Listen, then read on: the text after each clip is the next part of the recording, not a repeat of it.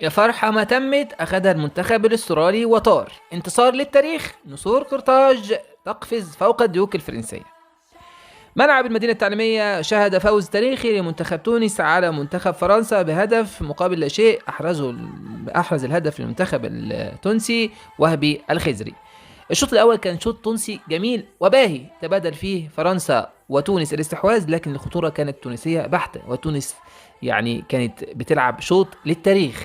أملها الفوز الذي ليس له بديل في انتظار تعادل أستراليا أمام الدنمارك. روح عالية من التوانسة، ولكن فرنسا تلعب بالبدلاء وغير مهتمة باللقاء، مما سهل المهمة على لاعبي تونس الذين يلعبون مباراة جيدة جدا، خصوصا علي معلول وعرضياته المتكررة، ووهب الخزري الذي يمثل أكبر خطورة على فرنسا. وأيضا مباراة جيدة من محمد علي من رمضان.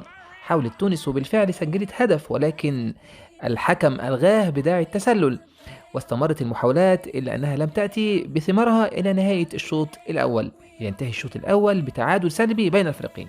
في الشوط الثاني استمر المنتخب التونسي في القتال والاستبسال في المباراة، واستمرت الخطورة التونسية عن طريق معلول ووهبي الخضري الذي كلل مجهوده الكبير بهدف رائع في مرمى ستيف مانداندا. بعد الهدف فرنسا جن جنونها وشعرت بالإحراج، فقام ديشامب بإجراء تغييرات.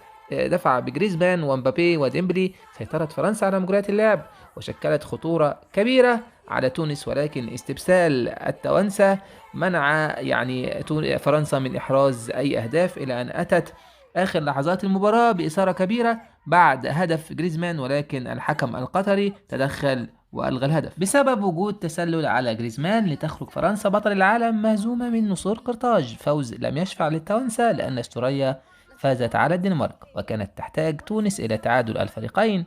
نصر مشرف للعرب، ولكن لماذا دائما نكتفي بالشرف فقط؟ يلا، أحسن من الشرف مفيش. هارد لك للتوانسة. لو بتسمعوني لحد دلوقتي انتم أحسن جمهور، ما تنسوش تصلوا على الحبيب، وأشوفكم في لقاء قريب.